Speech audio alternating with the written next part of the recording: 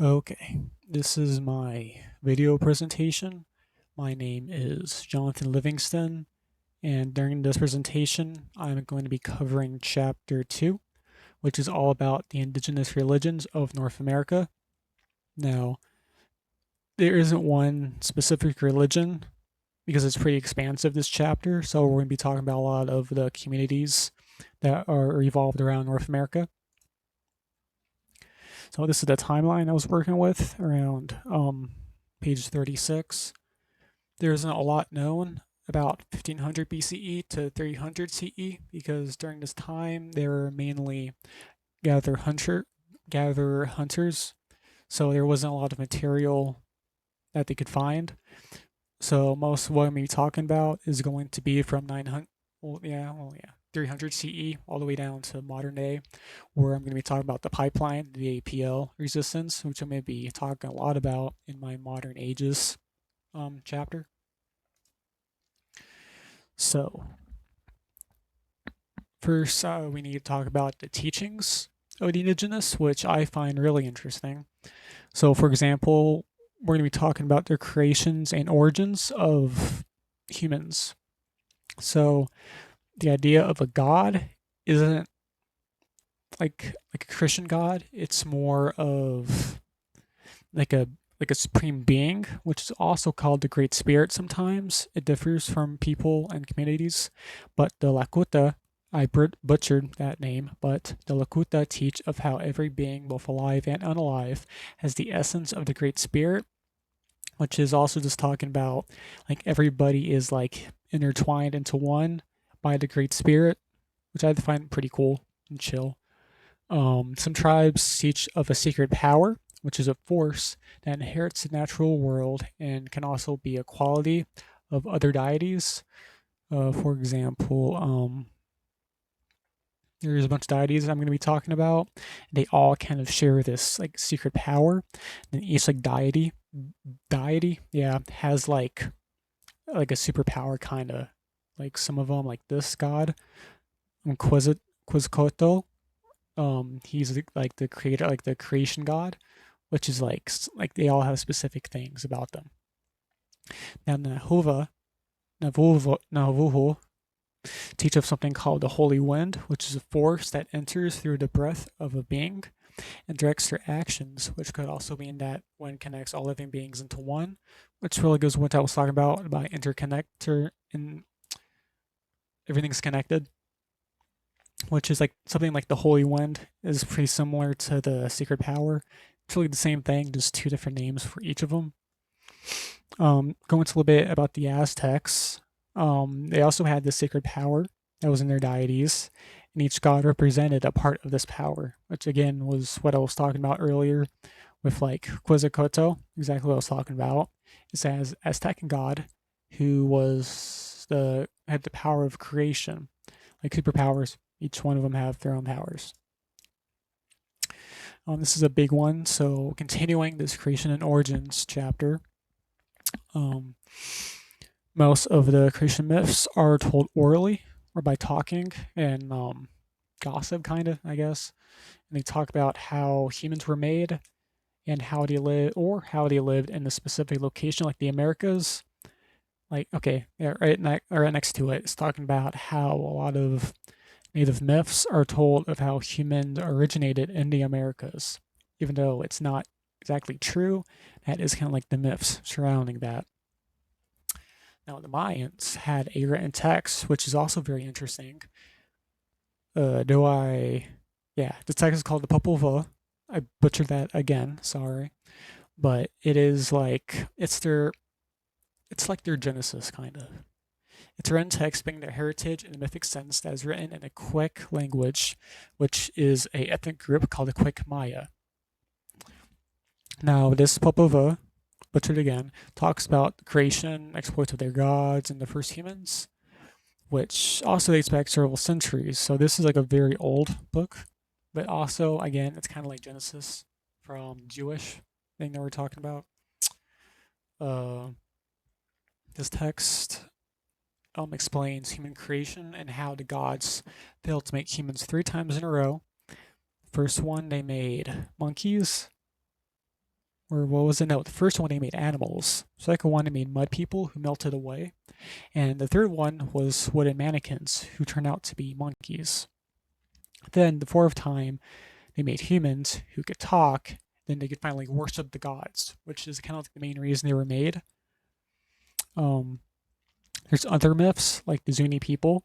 They thought that the ancestors of humans lived underground, while a certain god made the world from his own body and breath. And then two warrior gods, or twins, that we're going to be seeing a lot of in these other communities, led the people of Zuni to bask in the sun, kind of, and like populate the earth, make it what it is today, kind of stuff. And they Zuni also think that they are the first to inherit the earth, that every other tribe is like a sibling to them, which is pretty cool. Whew, this is a big one. So the Nauvoo, talking about them again, also believe of a holy people emerging from the underground similar to the Zuni. Now these holy people are like ancestors we're going to be hearing a lot of, and later we might be hearing about like immortals, which is pretty much the ancestors. It's confusing. We'll talk about it later. There's a myth that talks about their chaos-ridden environment when you're living underground, and they venture to the surface to find purpose and reasoning, where the first man and woman were born, with it being their responsibility to create the world as it is today.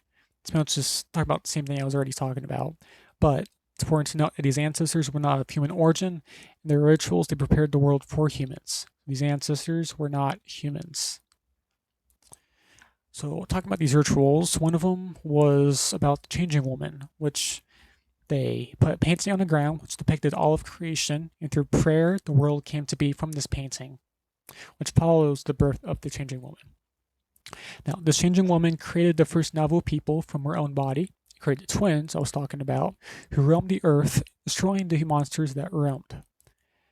Now, completely talking about something a little bit different, talking about the Pueblo people, which include the Hopi and Zuni people we've already talked about. Now, they have spirits called Kachinas. I think that's what it's called. You can also see from the picture, there's some Kachinas right there.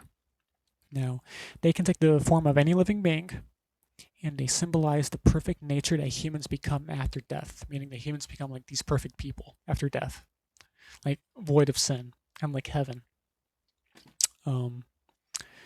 These people use dances and ceremonies to symbolize this belief of human imperfection. So these dances also include a clown that lead people from the underground, making them imperfect. I think that's what they were talking about. It was a little bit confusing. And the above mentioned example is mainly the ritual done by the Hopi people, which we don't really talk about, which is kind of weird. So we're talking about the life lessons and myths, which is a pretty cool one. A lot of these myths account for like basic life lessons, kind of like a cartoon. Like there's a figure called Trickster that does mischief, and because he does that mischief, something bad happens to him. It teaches a lesson, like a cartoon, kind of like the. And I'm thinking of something I forgot. I'm sorry, and other than Trickster, these myths also contribute to the daily activities that these people follow, which makes them very sacred, as that each like daily activity has a god attached to it.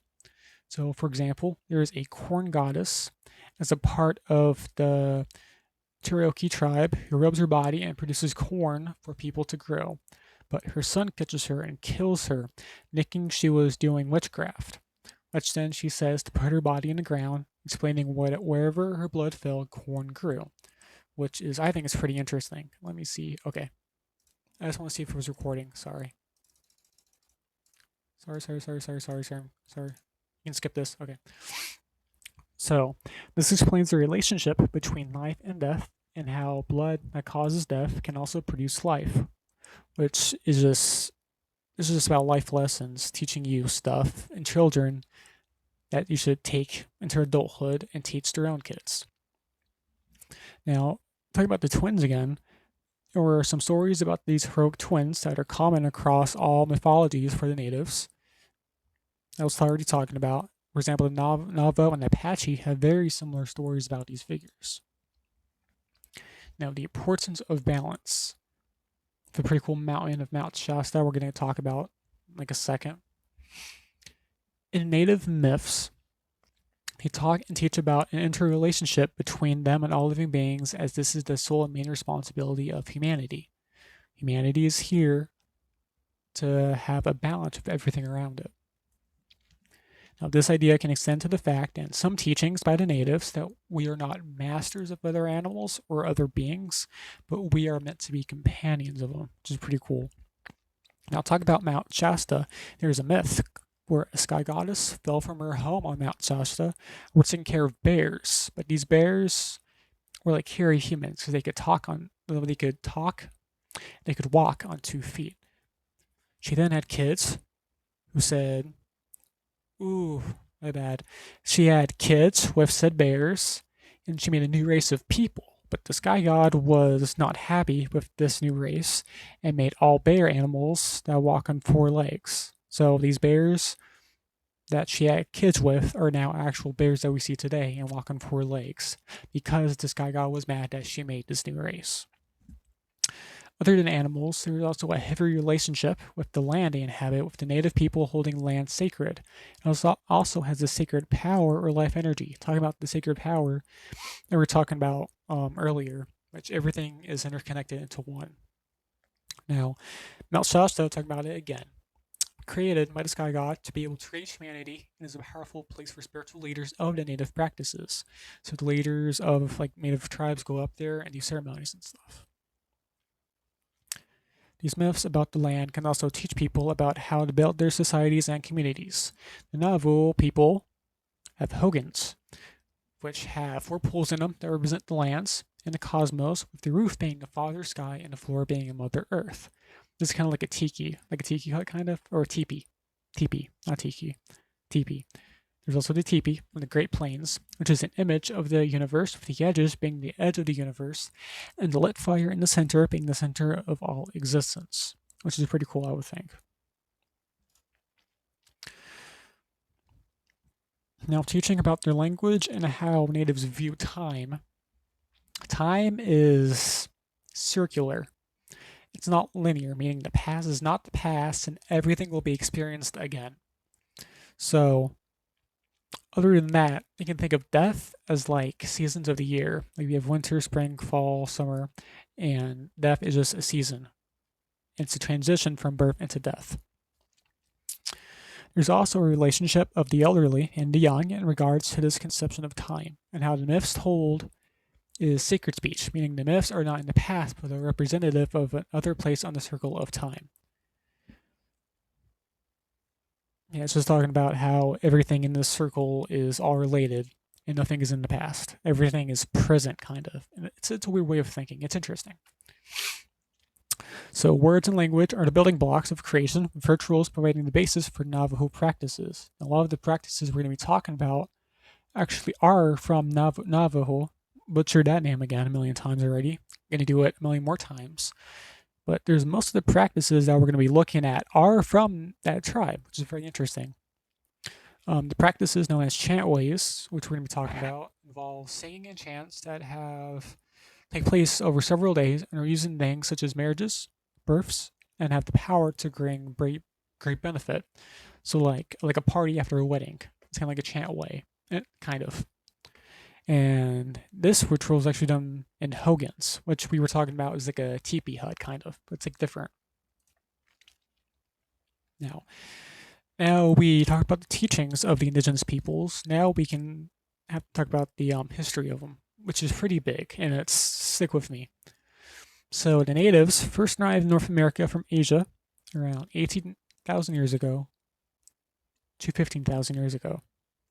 Now, with little record of this time, since they were mainly hunter-gatherers, which I talked about in the timeline slide, we don't really know a lot about them, but now we can talk about the earlier Mayan civilization, which was from 300 to 900 CE, or Central Era. I think that's what that is, and housed a complex system of gods, social organization, and written language. Now, they had a 3 cosmos system called the underworld, the middle world, and the upper world. They held many rituals during this time to appease these gods for potential bloodletting or like cutting yourself, like cutting your like palm of your hand type stuff. Now, I'm going to butcher this capital, but there was a city called Teotihuacan. Teotihuacan, which is a very important ritual center with a temple dedicated to certain gods and had two pyramids called the Pyramid of the Sun and another to the moon. They also sacrificed animals during this time to various gods. Now, this was during 200 BCE to 900 CE, so this was around for a pretty long time. Now, a little later, the Aztecs arrived because the Mayans kind of disappeared. The Aztecs arrived, and with a new capital being Tenochtitlan, which is very similar to the other one, which was the largest city in the Americas. They also had a complex system of gods, many rituals, including sacrifices, to honor their deities. But as a result of eternal conflict and an invasion of the Spanish, they sadly collapsed in 1521 Central Era, which was the last we can kind of talk about the Aztecs, since after that it kind of just dissipated. But we can talk about North America. There's the Mississippian culture, which isn't as real research, so it's pretty small we're getting, but from around 700 to 1400 Central Era, with the capital being Cahokia, they had mounds, which were referred to as shrine houses, and they served for religious and ritualistic purposes, but little is known about these specifics. I'll talk more about the Pueblo people, which were the Hopi and Zuni people, which had a site which was populated from 18 to 1100 Central Era. They had multi-story houses with underground kivas, which are like houses, I think. Yeah. They also built structures around a canyon, which is oriented around the sun and the moon, kind of like the Mayans. Now, this is also important because they had very good knowledge about the solar and lunar calendar. And, like, they knew about the sun and moon and, like, kind of like astrology. Yeah, it's just kind of like astrology, kind of. Now, we have to talk about the bad, which not Christianity in general, but the colonization and all the bad stuff that happened to the Native Americans, especially in North America during this time. So, Spanish, British, and French sent missionaries to their imperial holdings in an effort to save the indigenous people because they were viewed as pagan, and pagans no, they didn't like that at all. So during the 19th and 20th centuries, Native children were put into boarding schools where they were converted into civilized people, and they were later given to white families that followed Mormon and Christian ideologies. So all in all, it was messed up time, no. Cool. And the Spanish arrived. Spanish were a lot more open about burning Mayan texts and temples, and they forcibly converted the Mayan people into Catholics.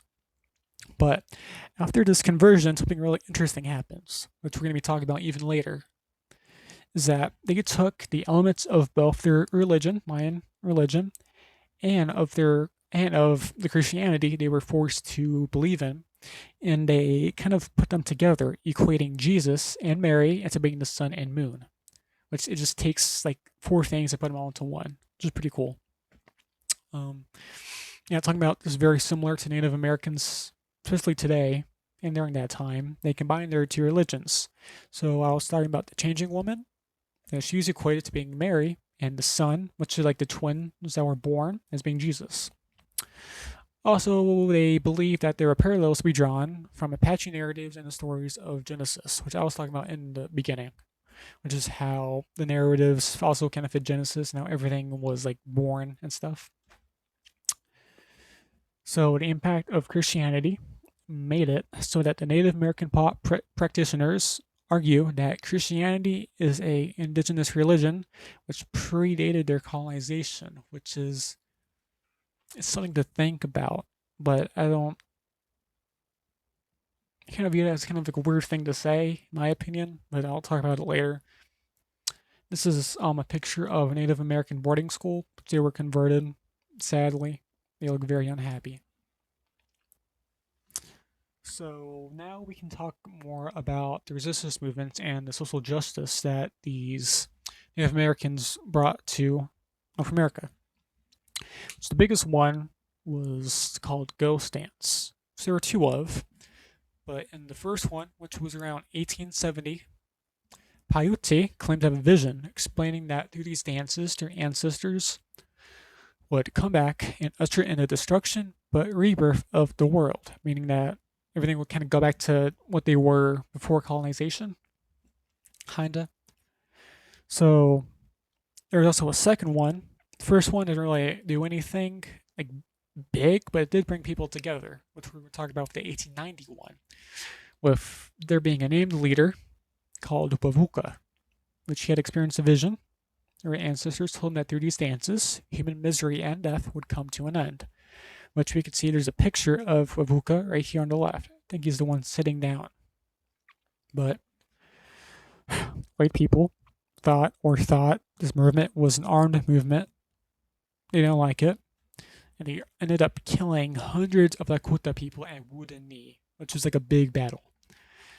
So this event ended in disaster. It also brought people of different native backgrounds together and helped create a sense of shared identity and purpose.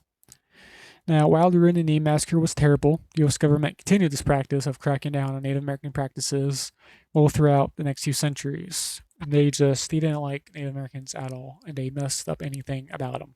It was messed up. We're going to be talking about that now.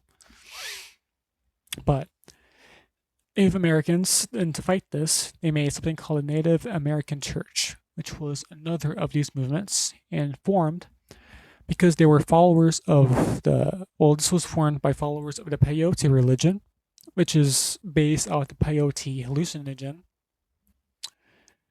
that became outlawed, which because it was a drug, it was early. They put cocaine in stuff, but peyote's too much. I don't know.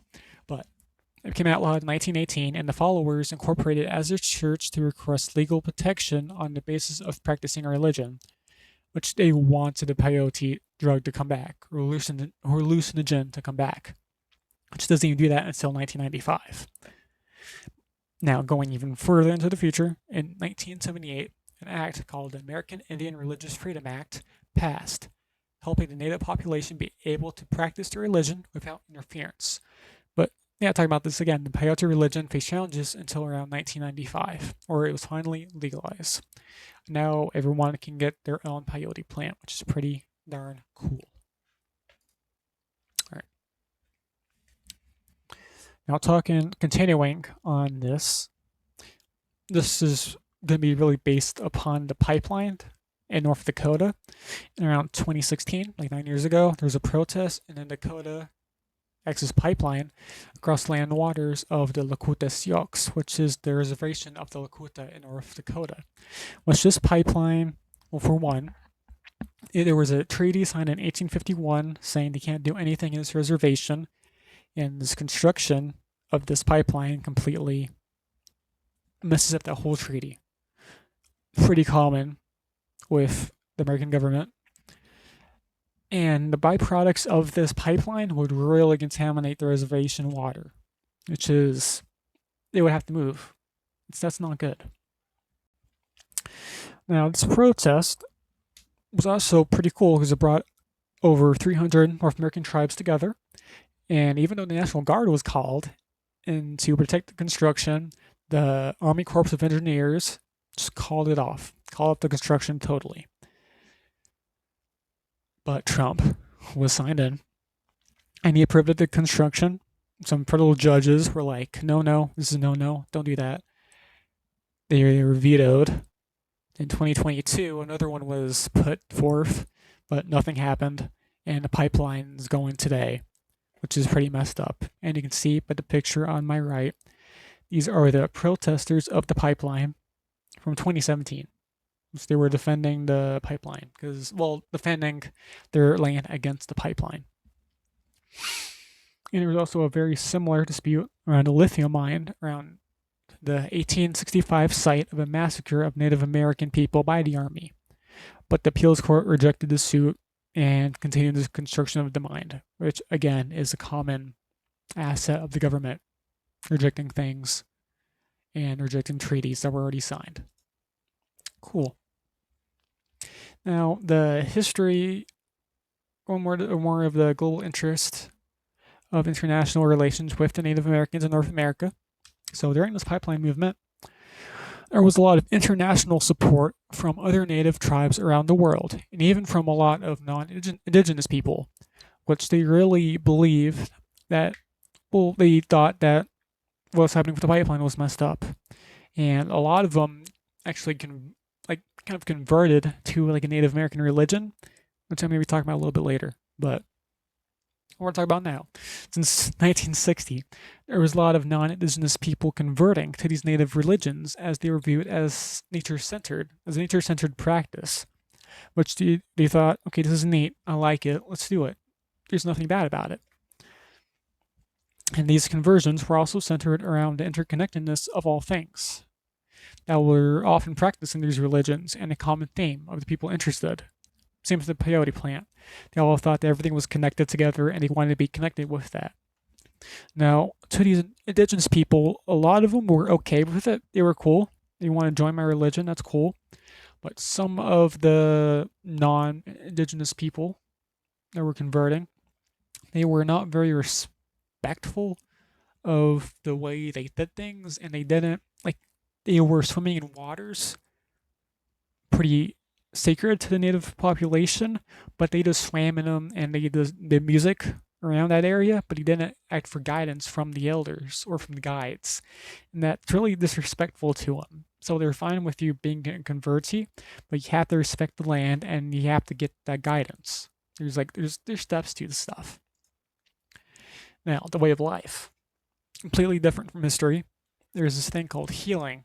You know what healing is, but inside this religion, it is a very religious-centered practice with these Native American tribes with healers undergoing years of training, and there's things called being specialists, which are, they have this talent of speaking with the spirit world and being able to heal people through these spirits, which we can actually see from this picture about a healer making a sand painting, which we're going to talk about now. Sand painting is an art form, which is also a healing practice, where the afflicted person is sat in the center of a floor, and a sand is applied to their body. The painted figurines come to life, kind of like ghosts, but you can't see them, and aid in the healing of the patient, which is pretty cool. Like, there's ghosts around you healing you. I find that pretty neat. But there's an old saying that if these paintings are kept permanently, or there are permanent copies of these paintings, then the power is going to diminish. So you actually have to destroy the paintings and the sand as soon as the ritual is done, which is pretty cool, I think. There are also these things called medicine bundles, which are bundles that are religiously significant objects that aid in healing, and they are usually pretty old at the same time. And again, this practice is mainly applied by the Nauvoo communities, but is accepted by other tribes. But the Nauvoo are like the goats of it. You know what they doing? They can heal you with sand painting. Now, talking about something a lot of people probably kind of know about or have some idea about is the rites of renewal and purification.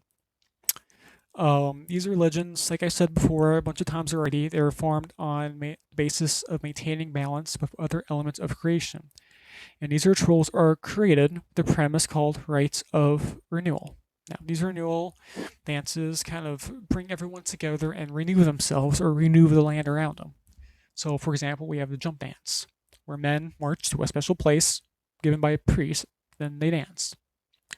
Now, this practice imitates the actions of their ancestors, which the ancestors taught humans how to renew the balance in the world. Which these ancestors were like the immortals, or they were like the people that brought, like the Zuni Hopni people and the Pueblo people from the underground. This also enhances group solidarity, Solidarity. I know what it is. Brings people together. That was pretty basic. But other call of renewal is purification, which is done with sweat lounges. So these lounges purify your body and mind, clearing any distractions that would keep you from focusing on the divine. So they put you in a spa, you focus on the divine, clear any distractions from it. It's pretty basic. But these sweat lounges can also impact the land around them and affect other creations, making this a renewal type as well, since it affects everything around the land. Now, the Pueblo people, the Haapni people, have their own kinds of dances and rituals, which are often done by people wearing a kakini mask, which are the spirits that we were talking about earlier. And they dance toward the flourishing of crops or maybe the fertility of that land. And we actually see a Hopi Kachina doll right here, which like adults would actually like be wearing something similar to this and dancing and stuff. This is kind of brings us to like Santa kind of, where these dances would teach young people about morality and stuff, and these kids were thought to believe that these kachinis were real. But when they get older, they realize, or they're told that they're just like adults, their family, in these costumes, kind of like Santa, and keep the cookies and milk. But there's also a lesson that they teach them, where that the world is not always as it seems. So this is just breaking these kids mentally, because what do you mean Kachini is not real? It reminds me of Santa so much. I love it. It's so funny. So now this is a very cool one. Rites of passage. So these rites are given to children. Well, the two that the book talks about are called Kinalda, I think, in the Vision Quest, which we actually see a girl going through Kinalda in this picture, which also means that this is a women or a girl to women, right? Which, after they begin to menstruate, these rituals are based around the changing woman that we were talking about, this figurine, because the changing woman was the first to undergo Kinalda. But because of these girls being related to the changing woman, kinda, they are thought to have magical healing abilities and are often sought after by the afflicted. Now, they also have to bake a cake with their family, and it turns out that if they make a good cake, then they're going to have a full and productive life. And vice versa. They make a bad, crappy cake, they forgot the flour, they're going to have a miserable life. I don't think it's like the biggest thing in the world, but it's like, I don't know, it's cool, I think. Now, in Vision Quest, talking about the boys, they would go alone to the wilderness and they would fast, meaning they wouldn't eat anything or eat very little until they had a vision from the spirit world, which they were also guided by spirit guides when they had this vision. Now, these spirit guides could have been animals in the vision, they could have been like watching from a distance, or they could have just appeared as their human selves in that vision. And if you failed, the young boys could retry at a later date, which is pretty cool. But this teaches about the importance of seeking and following the guidance from the spirit world, with the ability to cultivate a strong mental fortitude, which would help the boy later in life. Like, you're in a wilderness, you smell bad, you're starving. You're going to be stronger mentally and physically, kind of, after. So, it's neat. And this is something I found very interesting that I had no idea was a thing, called Two-Spirit. Now, in these religions, men and women were viewed as the same. They were humans. They were given the respect each of them deserved. Like, you show the respect that you want in life. And they could both be priests. And talking about the Ikwos was a tribe. And these priests or faith keepers could be man or woman. And each were respected as a priest. And pretty cool that one priest, like the woman priest, taught their religion through one season, and the man taught during the other season. Pretty cool. Now, talking about the Two-Spirit, which is pretty cool. There was actually a third gender called this Two-Spirit person who was a male, but adopted the dress, occupations, and behaviors of a woman. So kind of like a trans person, which I didn't know anything about. Very cool. And they believe that they have special healing properties too, because they kind of think of them as like a spiritual person, kind of like the healer. It's pretty interesting. I had no idea this was a thing till now.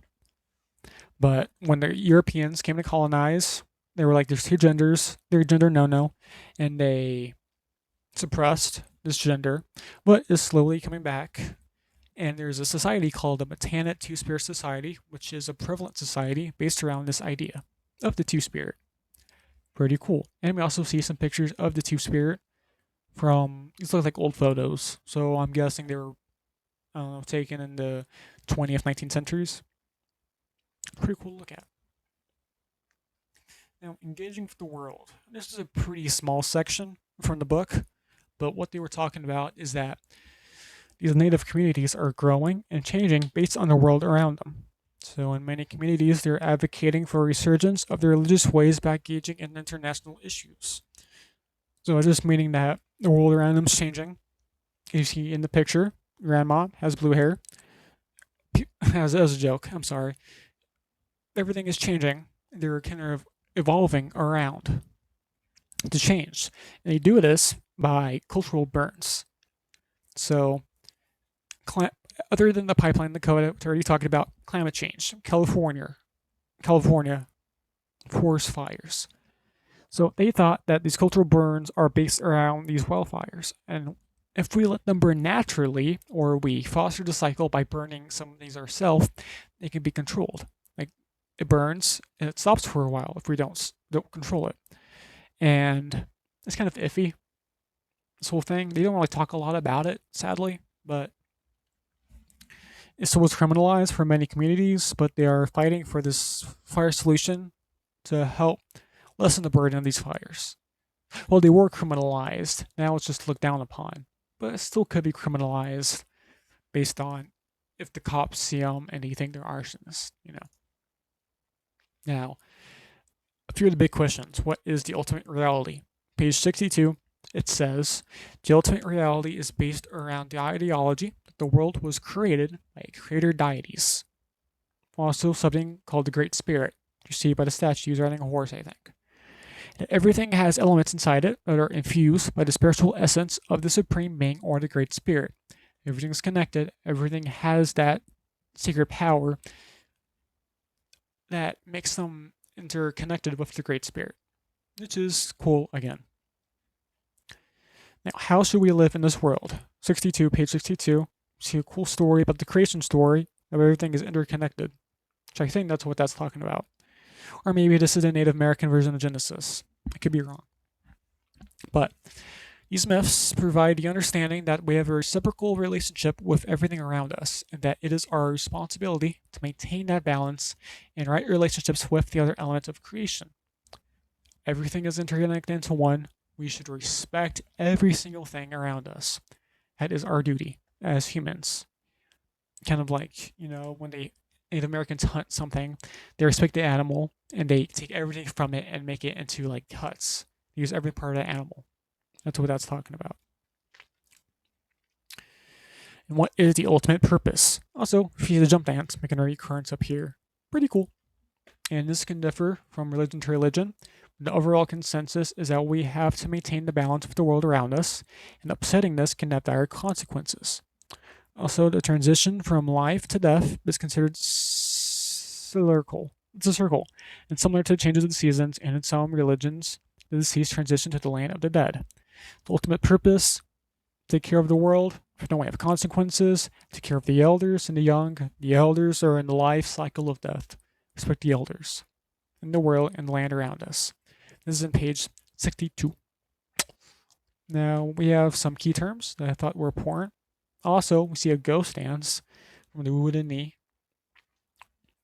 You have one called Chantway, which is the Nahuatl practice that includes chants, prayers, songs, and other ritual practices. You're chanting. We know what chanting is. There's holy people, which were the ancestors of Navajo people described in the mythic narratives. We're talking about the ancestors, talking about the spirit people. Same thing about that. We have Hogans, which are like teepees, sacred structure of the Pueblo people. Pueblo peoples were the Hopi and Zuni people. the Changing Woman. She is the mythic ancestor of the Nauvoo people who created the first humans. We have the Ghost Dance, which is a religious resistance movement in 1870 and 1890 among the Pratu people. We know what ghost dances are. And from personal experience, I'm writing this not in any order, but the discussion about the Two-Spirit was very fascinating to me, since I had no idea that the topic of trans or the idea of it was something that was thought of that long ago. And it really made me question what else that seems modern was actually from a while ago. Also, the whole thing about the boarding schools and how the children were taken to these white families, it's disgusting, horrid, bad thing, bad. Disgusting practice. But in that realm of disturbing, there's also the aftermath of the ghost dances, which is really insightful on how the natives really just wanted a sense of normality back into their lives. This was seen as dangerous by the government, and the massacre that happened wasn't surprising, but at the same time, it was sad. And it should not have been a thing, and it is very no. Okay. That was